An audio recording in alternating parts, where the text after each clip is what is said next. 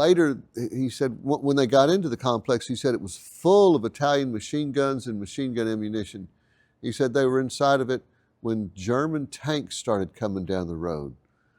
And they fired on them with the machine guns from the Italian bunker.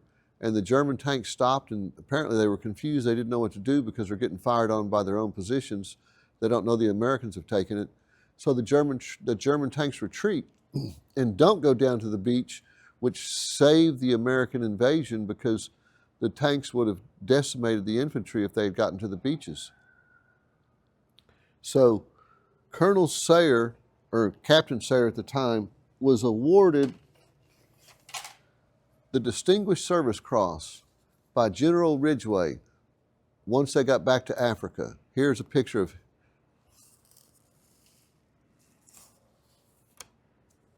Captain Sayre at the time being awarded the Distinguished Service Cross by General Ridgway for achieving the regimental objective before noon on D-Day at Sicily.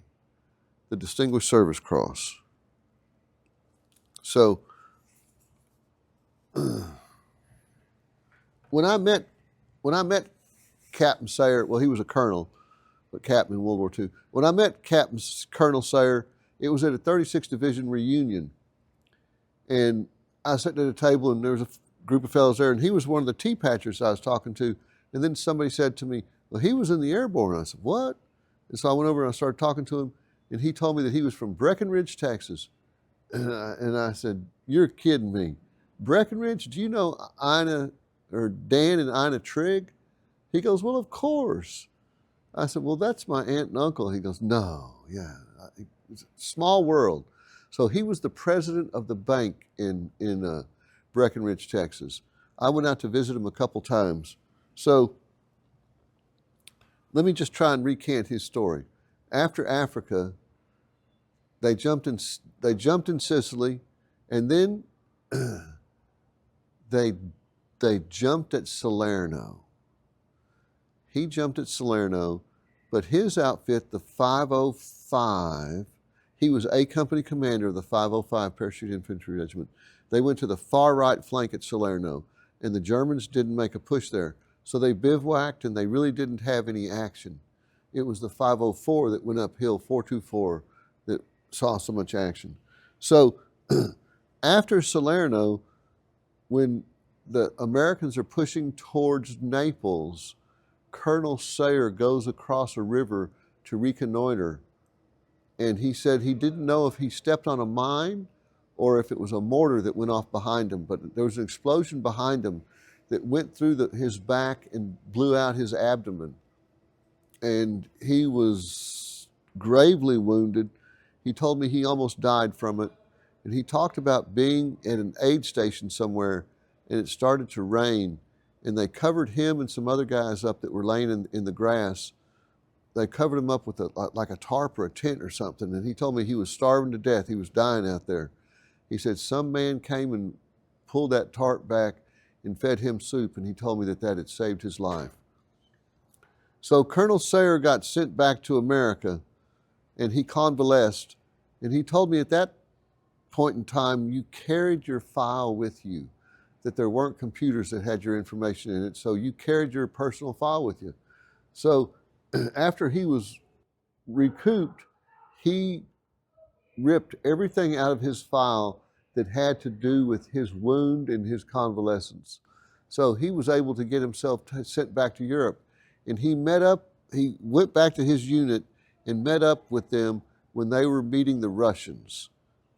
I want to say it might have been at Torgau, but he talked about meeting the Russians and how the Russians were drinking that vodka and pushing it on the Americans hard for them to drink it. This is what Colonel Sayre would have looked like, by the way. Captain in the Airborne, 82nd.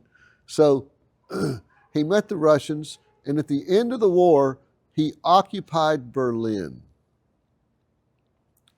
He was under Jim Gavin, who had taken over the 82nd Airborne at this point. Ridgway had taken over command of all paratroopers, and Gavin had taken over the 82nd Airborne. And Ed Sayre told me that he lived in an SS general's house that was close to Lake Wannsee, and that he had possession of Himmler's personal yacht on Lake Wannsee, and he always talked about the motor on it. He said it had a brass motor. So he's cruising around on Himmler's yacht on Lake Wannsee, living in a German SS general's house, and he tells me that they're occupying Berlin, and he's in charge of the jump school. And apparently, movie stars like generals. And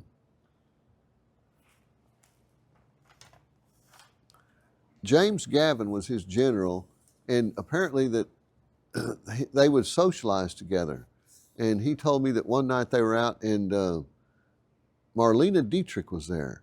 And she told General Gavin, I would like to see a parachute jump. And so General Gavin reached over and grabbed, at the time, Major Sayre, and told him, Major, I'd like you to put on a demonstration jump tomorrow morning for Marlene Dietrich. Yes, sir. So the next morning, when the paratroopers are readying themselves for the jump, Marlene Dietrich pulls up in a Jeep. And she tells the paratroopers that she is going to kiss the first paratrooper that lands from this jump. And so Major Sayre at the time told me, well, I just happen to be commander of the jump school, so that means I can make myself the jump master, which means I'm going to be first guy out of the door. So this is a photograph of Major Sayre kissing Marlene Dietrich after the demonstration parachute jump, because he's the first man out the door. You can see that he's got the parachute on his back still, and the shrouds are wrapped around him. He's still in his chute, and he grabbed a hold of Marlene Dietrich and kissed her. And look at her leg coming up in the air. I don't know what that means, but I've seen it in the movies. Apparently it's a good sign. And here's a picture of Major Sayre here. I have to say, he looks quite the dirty dog. So you go get him, Major Sayre.